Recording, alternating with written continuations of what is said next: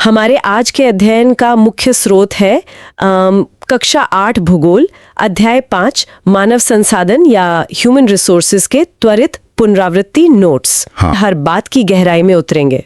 क्योंकि देखिए, भूगोल सिर्फ नक्शों और पहाड़ों के बारे में नहीं है, ये इंसानों के बारे में भी है। सही बात है। आज हम जो नोट्स देखने वाले हैं वे ये साफ कर देंगे कि दुनिया में लोग कहाँ रहते हैं, क्यों रहते हैं, और सबसे जरूरी बात, मतलब लोग खुद किसी भी देश की सबसे बड़ी संपत्ति कैसे होते हैं। बिल्कुल, हम किसी भी तथ्य को रटेंगे नहीं, बल्कि उसके पीछे के तर्क को समझेंगे। यही हमारा उद्देश्य है। तो चलिए इस मास्टर क्लास को शुरू करते हैं। मैं नोट्स के पहले पेज का शीर्षक पढ़ती हूँ, मानव संसाधन, कक्षा 8 भूगोल, अध्याय 5। हाँ, और शुरुआत में ही एक बहुत ही शानदार चित्र दिया गया है। बिल्कुल। तो यहाँ चित्र में दिखाया गया है अलग अलग पेशे के लोग। एक महिला डॉक्टर जो स्टेथोस्कोप लिए है, एक किसान जो फसल के साथ है, एक वैज्ञानिक जो कुछ परीक्षण कर रहा है, और एक शिक्षिका जो पढ़ा रही है। तो यह चित्र इस पूरे अध्याय की नींव है। अच्छा। हाँ, मतलब जब भी हम संसाधन या रिसोर्स शब्द सुनते हैं तो हमारे दिमाग में सबसे पहले क्या आता है? शायद कोयला, सोना, नदियां या जंगल, है ना? बिल्कुल, लेकिन ये चित्र एक बहुत ही बुनियादी सवाल उठाता है। मान लीजिए कि बहुत सारा लोहा है, लेकिन अगर उस लोहे से मशीन बनाने वाला कोई इंजीनियर ही ना हो तो क्या वो लोहा किसी काम का है? नहीं, बिल्कुल नहीं। बस यही बात है। जो डॉक्टर बीमारियों का इलाज कर रही है, जो किसान मिट्टी से अन्न पैदा कर रहा है, जो वैज्ञानिक नई दवाइयां खोज रहा है, और जो शिक्षिका आने वाली पीढ़ी को तैयार कर रही है, ये इंसान ही असल में प्रकृति की दी हुई चीजों को मूल्यवान बनाते हैं।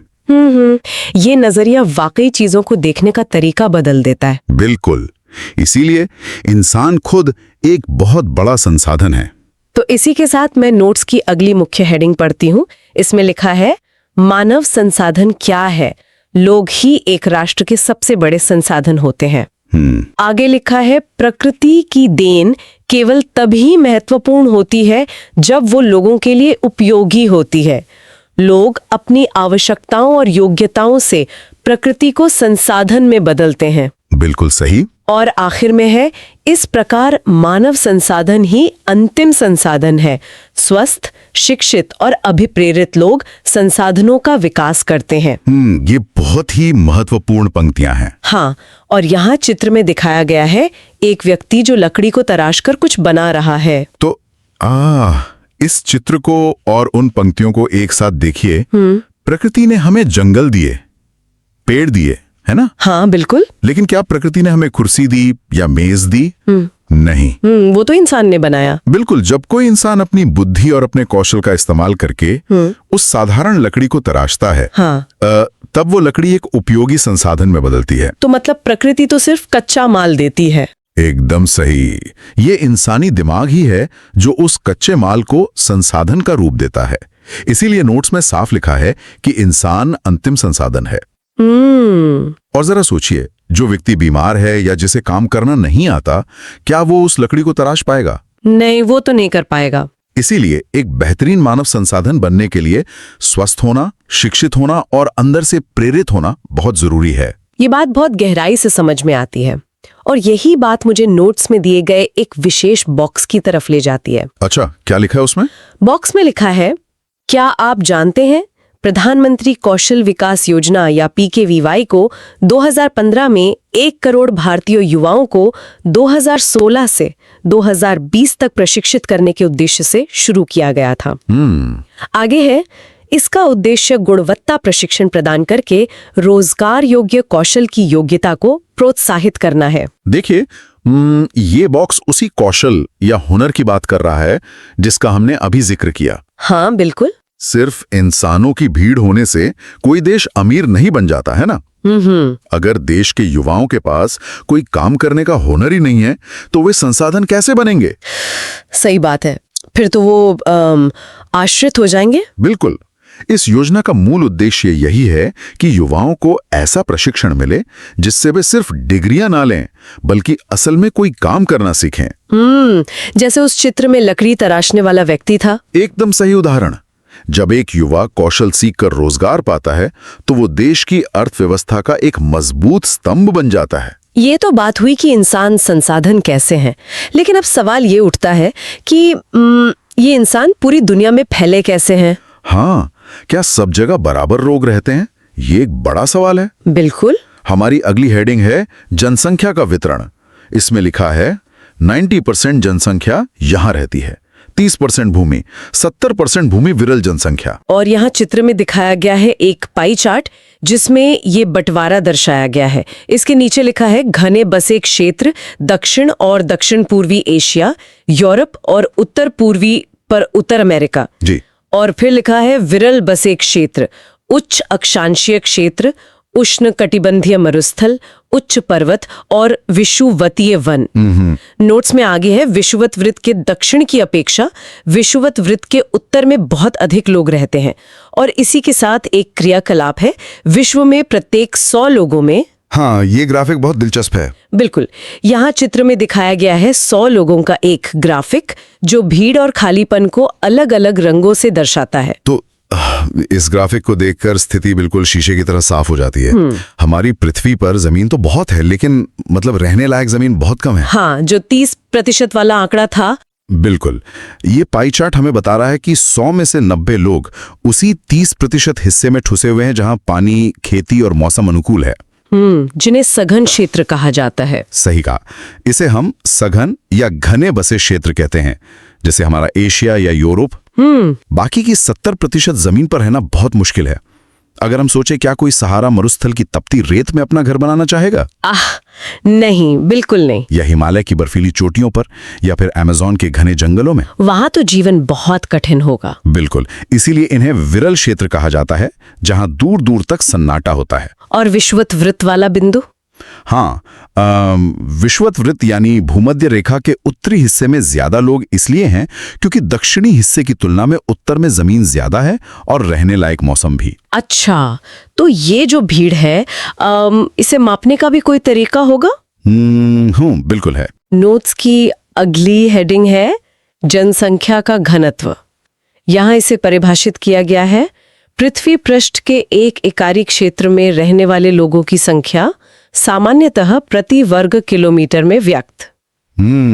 आंकड़े बताते हैं संपूर्ण विश्व का औसत घनत्व 51 व्यक्ति प्रति वर्ग किलोमीटर, भारत का औसत घनत्व 382 व्यक्ति प्रति वर्ग किलोमीटर, सर्वाधिक घनत्व दक्षिण मध्य एशिया। अरे वाह, ये अंतर तो बहुत बड़ा है। हाँ, इसके नीचे एक बॉक्स है, सोचिए। कक्षा बनाम सभा भवन। जब कक्षा के पूरे 30 विद्यार्थी उपस्थित होते हैं तो कक्षा भरी हुई दिखती है, लेकिन जब यही विद्यार्थी स्कूल के सभा भवन में बैठते हैं तो वो खुला और खाली दिखाई पड़ता है। क्यों? घनत्व बराबर लोग विभाजित क्षेत्रफल। और यहाँ चित्र में दिखाया गया है एक तरफ भरी हुई कक्षा और दूसरी तरफ एक खाली और बड़ा सभा भवन। देखिए, जनसंख्या घनत्व को समझने के लिए इस कक्षा बनाम सभा भवन से बेहतर कोई उदाहरण नहीं हो सकता। हाँ, ये बहुत ही आसान लगता है। मतलब अगर हम सोचें, विद्यार्थियों की संख्या दोनों जगह 30 ही है ना? बिल्कुल, संख्या में कोई बदलाव नहीं है। लेकिन जब वे एक छोटी सी कक्षा में बैठते हैं तो ऐसा लगता है कि तिल रखने की जगह नहीं है, क्योंकि जगह यानी क्षेत्रफल कम है। लेकिन जब वही 30 बच्चे एक विशाल सभा भवन में जाते हैं तो वो एकदम खाली लगता है, क्योंकि जगह बढ़ गई। घनत्व यही बताता है। तो मतलब 1 वर्ग किलोमीटर में कितने लोग हैं? एकदम सही। 1 वर्ग किलोमीटर का एक डब्बा मान लेते हैं। अगर पूरी दुनिया के लोगों को बराबर बांटा जाए तो उस 1 वर्ग किलोमीटर के डब्बे में 51 लोग आएंगे। लेकिन भारत के उसी 1 वर्ग किलोमीटर के डब्बे में औसतन 382 लोग रहते हैं। बाप रे, ये तो विश्व के औसत से बहुत ज्यादा है। बिल्कुल।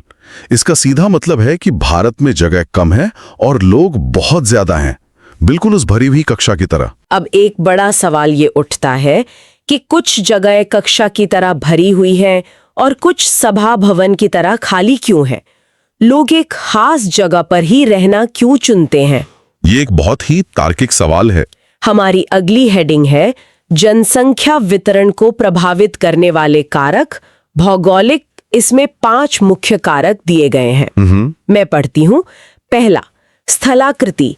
लोग मैदानी भागों में रहना पसंद करते हैं, जैसे गंगा के मैदान, पर्वत जैसे हिमालय विरल बसे हैं। बिल्कुल। दूसरा, जलवायु।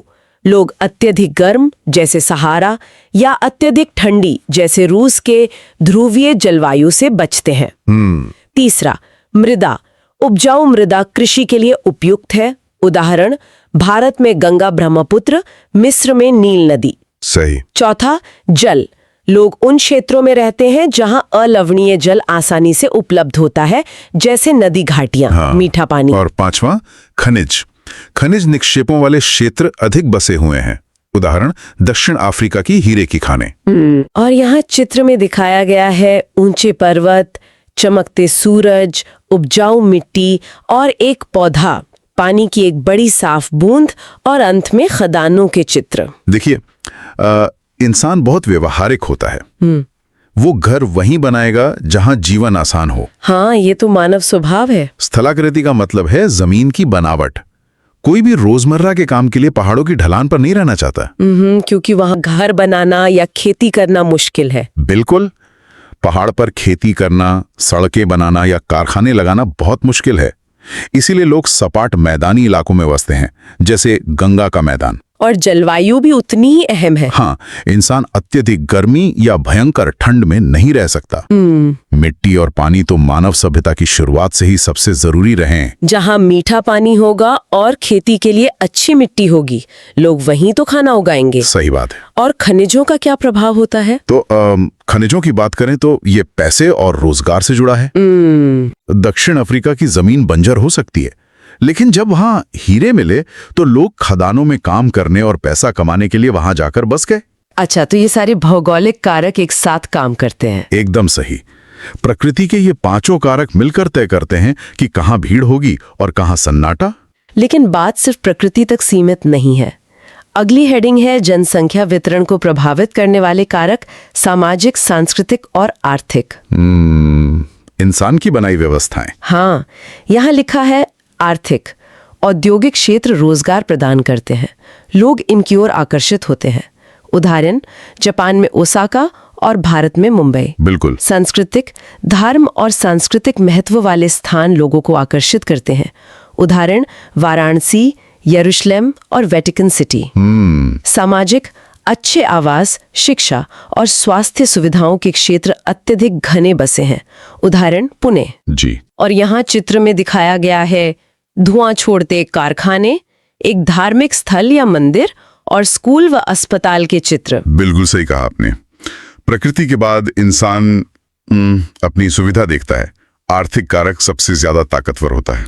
मतलब रोजगार की तलाश में। हाँ, जब गांव में खेती से गुजारा नहीं होता तो लोग रोजगार के लिए उन शहरों की ओर भागते हैं जहां कारखाने और कंपनियां हैं, जैसे कि मुंबई या ओसाका। और सांस्कृतिक कारक? सांस्कृतिक कारक हमारी भावनाओं और आस्था से जुड़ा है। हाँ, जैसे नोट्स में वाराणसी का उदाहरण था। बिल्कुल। वाराणसी या यरूशलेम जैसी जगहों पर सदियों से लोग इसलिए बसे हैं क्योंकि वहां उनका धर्म और संस्कृति जीवित है। और फिर आते हैं सामाजिक कारक। तो सामाजिक कारक की बात करें तो हर माता पिता चाहते हैं कि उनके बच्चों को अच्छे स्कूल मिलें, बीमार होने पर अच्छे अस्पताल मिलें। पुणे जैसे शहर इसी वजह से घने बसे हैं क्योंकि वहां ये सारी सामाजिक सुविधाएं बहुत अच्छी हैं। तो ये तो हुए वो कारण जो बताते हैं कि लोग कहाँ रहते हैं। लेकिन अब हम एक बहुत ही संवेदनशील मुद्दे पर आते हैं, जनसंख्या का बढ़ना या घटना। ये बहुत जरूरी विषय है। हेडिंग है जनसंख्या परिवर्तन, एक निश्चित अवधि के दौरान लोगों की संख्या में परिवर्तन।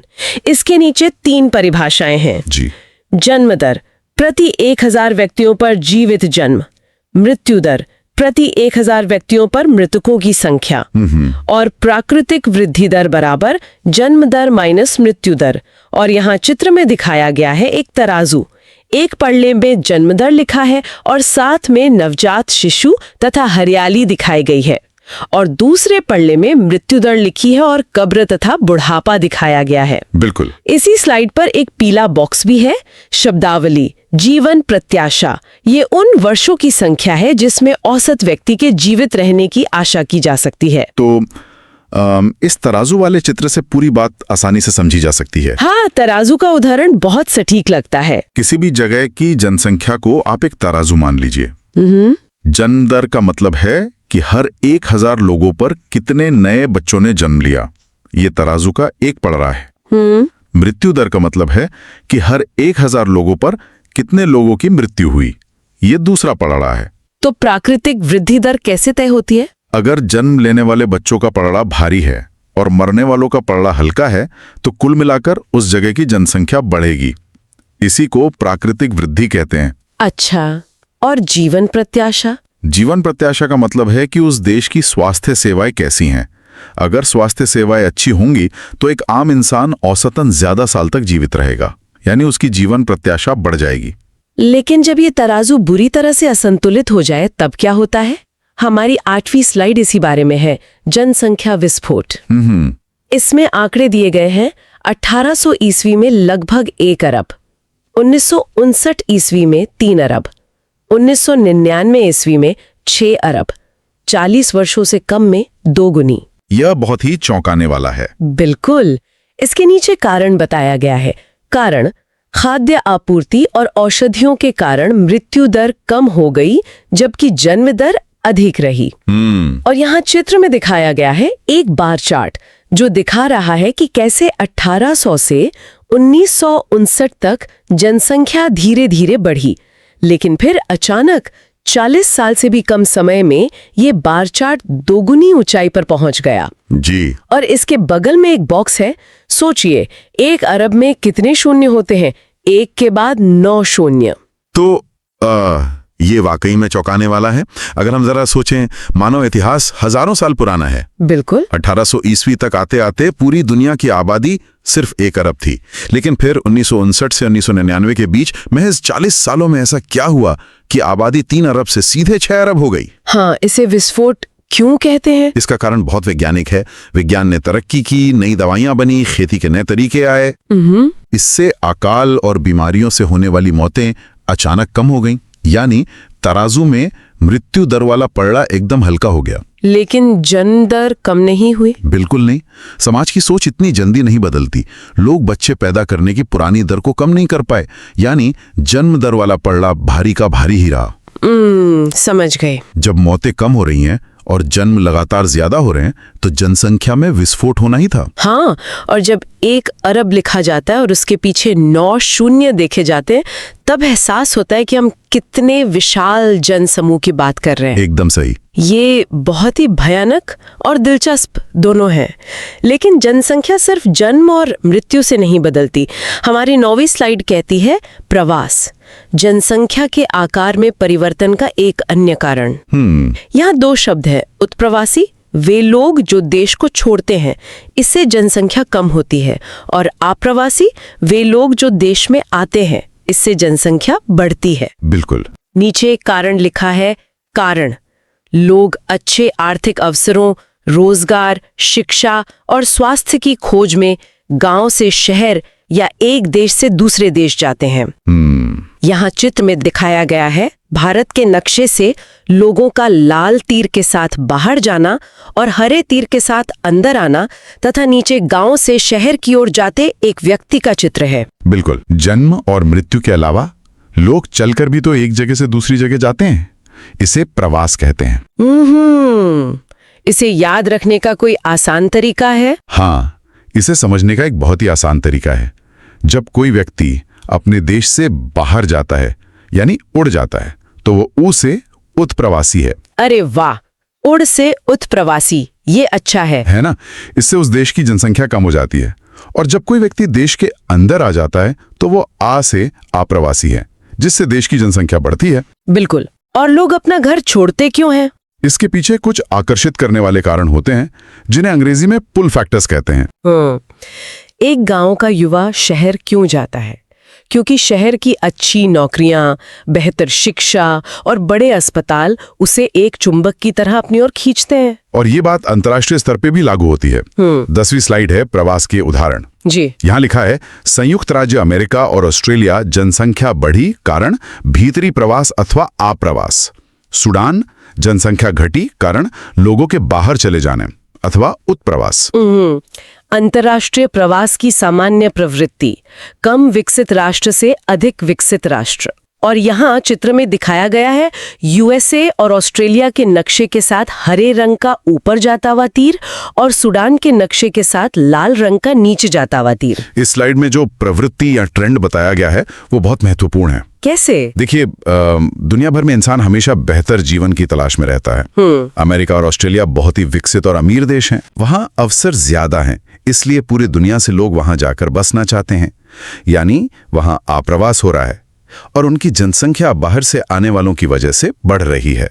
और सूडान का क्या मामला है? इसके बिल्कुल उलट। सूडान जैसे देशों में गरीबी है, संघर्ष है, वहाँ जीवन मुश्किल है, इसलिए वहाँ के लोग अपना देश छोड़कर जा रहे हैं। वहाँ उत्प्रवास हो रहा है।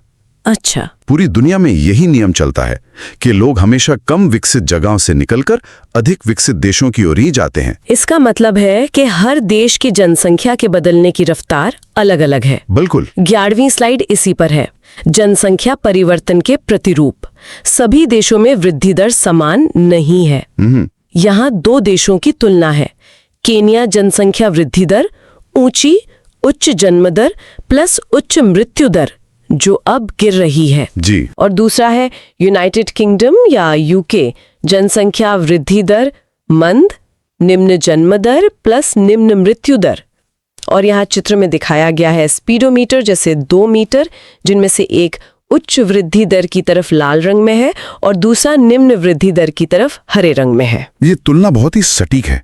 इन दोनों देशों की कहानी एकदम अलग है। केन्या जैसे देशों में एक समय पर स्वास्थ्य सुविधाएं बहुत खराब थीं, इसलिए बहुत लोग मरते भी थे और जन्म दर भी बहुत ज्यादा थी। हाँ। लेकिन अब धीरे धीरे वहां दवाइयां पहुंच रही हैं, तो मृत्यु दर तो कम होने लगी है, लेकिन लोगों ने अभी भी कम बच्चे पैदा करना शुरू नहीं किया है। मतलब जन्म दर ऊंची बनी हुई है। बिल्कुल। इसीलिए केन्या की जनसंख्या एक तेज स्पीडोमीटर की तरह तेजी से बढ़ रही है। और यूनाइटेड किंगडम में क्या हो रहा है? दूसरी तरफ यूनाइटेड किंगडम यानी ब्रिटेन है। वहां स्वास्थ्य सुविधाएं बेहतरीन है, तो लोग मरते कम हैं, यानी निम्न मृत्यु दर। और वहां के लोग बहुत जागरूक हैं, परिवार छोटे रखते हैं तो बच्चे भी कम पैदा होते हैं, यानी निम्न जन्म दर। तो वृद्धि दर मंद हो जाती है। एकदम सही। जब दोनों ही दरें कम हैं, तो वहां की जनसंख्या वृद्धि दर बहुत ही मंद या धीमी हो जाती है। ये तो हुई संख्या और वृद्धि की बात। लेकिन क्या सिर्फ लोगों की भीड़ होना किसी देश को महान बना देता है? ये एक बहुत बड़ा सवाल है। हमारे नोट्स की अगली हेडिंग इसी धारणा पर चोट करती है। 12वीं स्लाइड है जनसंख्या संगठन। इसमें लिखा है किसी देश की जनसंख्या कितनी भी अधिक हो, उसका उस देश के आर्थिक विकास के स्तर से कोई अंतर नहीं पड़ता। बांग्लादेश और जापान दोनों घने बसे हैं, लेकिन जापान मानव संसाधन गुणवत्ता के कारण अधिक विकसित है। बिल्कुल। इसके नीचे वे कारक दिए हैं जो गुणवत्ता तय करते हैं: आयु, लिंग, साक्षरता, स्वास्थ्य, आय, संसाधन के रूप में लोग। और यहाँ चित्र में दिखाया गया है नीचे कुछ लोगों के चित्र जो अपने अपने पेशे में संसाधन के रूप में काम कर रहे हैं। एक कंस्ट्रक्शन वर्कर जो कह रहा है मैं सेतु बनाता हूँ, एक बुजुर्ग महिला जो कह रही है मैं कहानी सुनाती हूँ, और एक डॉक्टर जो कह रही है मैं कैंसर का उपचार करती हूँ। देखिए, मुझे लगता है कि ये इस पूरे अध्याय का सबसे महत्वपूर्ण हिस्सा है। अच्छा। हाँ, अक्सर लोग सोचते हैं कि जिस देश की आबादी ज्यादा होगी वो देश ज्यादा ताकतवर और अमीर होगा, लेकिन ऐसा बिल्कुल नहीं है। नोट्स में दिया गया बांग्लादेश और जापान का उदाहरण इसे साबित करता है। बिल्कुल। बांग्लादेश में भी बहुत ज्यादा भीड़ है और जापान में भी बहुत लोग हैं, लेकिन जापान दुनिया के सबसे अमीर देशों में से है, जबकि बांग्लादेश अभी भी संघर्ष कर रहा है। ऐसा क्यों है? क्योंकि मतलब सिर्फ भीड़ होना काफी नहीं है, बात यह है कि उस भीड़ की गुणवत्ता कैसी है। क्या वो भीड़ पढ़ी लिखी है? क्या वो स्वस्थ है? क्या वो काम करने लायक है? हाँ, जो हमने आयु, लिंग, साक्षरता वाले कारकों में पढ़ा। बिल्कुल। जब एक देश के लोग शिक्षित और स्वस्थ होते हैं तो वो सिर्फ एक संख्या नहीं रहते, बल्कि वे उस डॉक्टर और इंजीनियर की तरह काम करते हैं जो चित्र में दिखाए गए हैं। वे देश की तरक्की में अपना योगदान देते हैं। तो एक देश को अपनी इस भीड़ की गुणवत्ता का पता कैसे चलता है? इसके लिए खास तरीके का इस्तेमाल होता है। 13वीं स्लाइड है जनसंख्या पिरामिड। इसे आयु लिंग पिरामिड भी कहते हैं जी। और यहाँ चित्र में दिखाया गया है एक पिरामिड जैसी आकृति जिसके बीच से दो हिस्से हैं। बायां हिस्सा नीले रंग का है जो पुरुष को दर्शाता है और दायां हिस्सा लाल रंग का है जो स्त्री को दर्शाता है। नीचे प्रतिशत और किनारे पर आयु वर्ग दिया है। इसमें बताया गया है कि आधार बराबर बच्चों की संख्या यानी जन्म स्तर, शिखर बराबर वृद्ध लोगों की संख्या यानी मृत्यु स्तर और बीच के हिस्से को कार्यशील आयु वर्ग लिखा गया है। तो एक नज़र में ये पिरामिड बस एक ग्राफ लग सकता है, लेकिन असल में ये किसी भी देश की पूरी जन्म कुंडली है। जन्म कुंडली? हाँ, सरकारें इसी को देखकर अपने देश का भविष्य तय करती हैं। इसे समझना बहुत आसान है। इस पिरामिड को बीच से काट दिया गया है। एक तरफ नीले रंग में पुरुषों की संख्या और दूसरी तरफ लाल रंग में महिलाओं की संख्या। इस पिरामिड का जो सबसे नीचे का हिस्सा है, जिसे आधार कहते हैं, वो बताता है कि देश में 0 से 15 साल के कितने बच्चे हैं। अच्छा, तो अगर आधार चौड़ा है? अगर ये आधार बहुत चौड़ा है, मतलब देश में खूब बच्चे पैदा हो रहे हैं। और पिरामिड की एकदम चोटी यानी शिखर उन बुजुर्गों को दर्शाता है जो 65 साल से ऊपर के हैं। अगर चोटी बहुत पतली है, मतलब लोग बुढ़ापे तक पहुंचते पहुंचते मर जाते हैं। और जो बीच का हिस्सा है? सबसे महत्वपूर्ण है पिरामिड का बीच का हिस्सा, जिसे कार्यशील आयु वर्ग कहते हैं। ये उन लोगों का समूह है जो जवान हैं, जो कारखानों और ऑफिस में काम करते हैं, टैक्स भरते हैं और पूरे देश की अर्थव्यवस्था को अपने कंधों पर उठाते हैं। और ये हर देश का अलग होता है ना? 14वीं स्लाइड हमें यही तुलना दिखाती है, विभिन्न देशों के पिरामिड। जी। यहाँ 3 देशों के पिरामिड हैं। पहला है केन्या, आधार पर चौड़ा, ऊपर संकरा, उच्च जन्म दर, उच्च मृत्यु दर। दूसरा है भारत, आधार चौड़ा, मध्य में विस्तृत, मृत्यु दर कम हो रही है, युवा वर्ग बड़ा है, इसका मतलब मजबूत श्रम शक्ति। बिल्कुल। और तीसरा है जापान, आधार संकरा, निम्न जन्म दर, वृद्ध लोगों की संख्या अधिक। और यहाँ चित्र में दिखाया गया है इन तीनों पिरामिडों के अलग अलग आकार। केन्या का पिरामिड एकदम त्रिकोण जैसा है, भारत का पिरामिड बीच में फूला हुआ है और जापान का पिरामिड नीचे से पतला और ऊपर से चौड़ा है। अब इन तीनों आकारों को जरा गहराई से समझते हैं। हाँ बिल्कुल। केनिया के पिरामिड का आकार एकदम पारंपरिक त्रिकोण है, नीचे से बहुत चौड़ा, क्योंकि वहां जन्म दर बहुत ऊंची है, ढेर सारे बच्चे पैदा हो रहे हैं।